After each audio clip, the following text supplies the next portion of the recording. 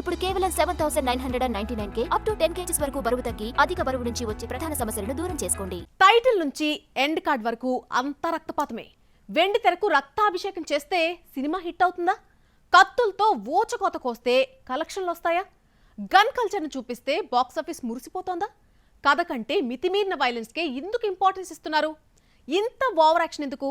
Have a look. కొన్ని సినిమాల glimpse, teasers చూస్తుంటే భయమేస్తుంది. ఏ సర్టిఫికేట్ వచ్చినా డోంట్ కేర్, తగ్గేదేలే అంటున్నారు. అందరూ చూడకపోయినా పర్వాలేదు, కొంతమందికి అన్నట్లు మితిమీరిన హింసను చూపిస్తున్నారే కానీ ఇంత రక్తపాతం ఎవరైనా ఎందుకు చూస్తారు? కథ బాగుంటే దానికి తగ్గట్టు యాక్షన్ సీన్స్ ఉంటే పర్వాలేదు.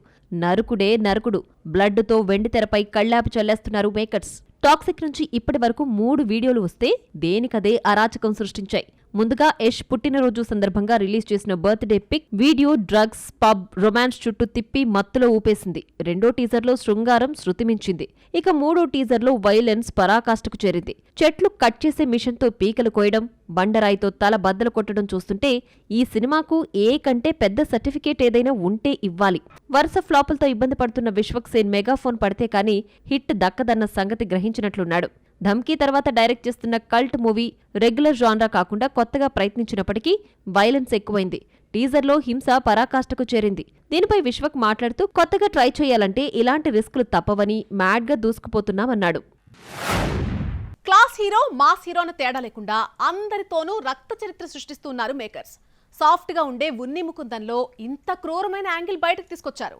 మార్కో మూవీ తీసి భరించలేనంత హింసతో సినిమా నింపేశాడు దర్శకుడు హనీఫ్ అదేని. ఓజీ గ్యాంగ్స్టర్ కల్చర్తో రూపొందించిన మధ్యలో కొన్ని సీన్స్ లో కత్తులతో ప్రత్యర్థులపై విరుచుకుపడ్డాడు పవన్ కళ్యాణ్. సినిమా కమర్షియల్ గా ఓకే అనిపించుకున్నా వైలెన్స్ హద్దులు దాటిందన్న విమర్శలు ఫేస్ చేసింది.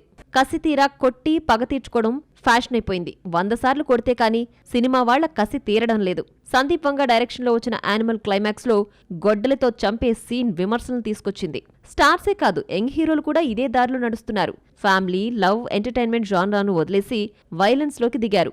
నాని నటిస్తున్న ప్యారడైజ్ టీజర్ డైలాగ్స్ చూస్తుంటే న్యాచురల్ స్టార్ ఎక్స్ట్రీమ్ గా రెచ్చిపోయాడు. హింస ఎక్కువైనా ఏదో 1-2 సినిమాలు ఆడాయి కదా అని అందరూ ఇదే దారిలో వెళ్తున్నారు. కూలీ, అఖండ 2 వంటి ఫ్లాప్ మూవీస్ ను మర్చిపోతున్నారు.